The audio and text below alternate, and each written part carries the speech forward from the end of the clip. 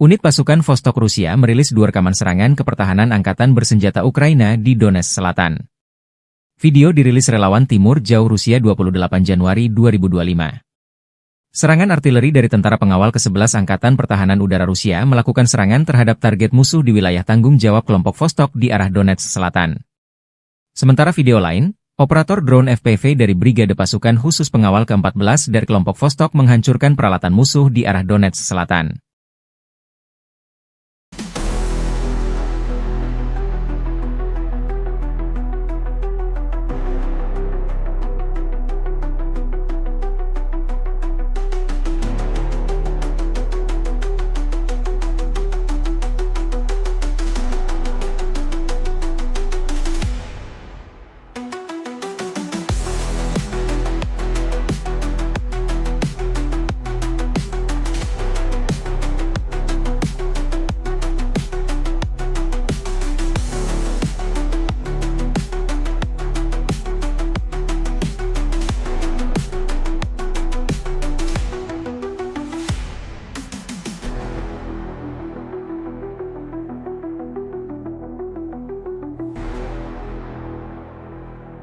Download Tribun X sekarang, menghadirkan lokal menjadi Indonesia.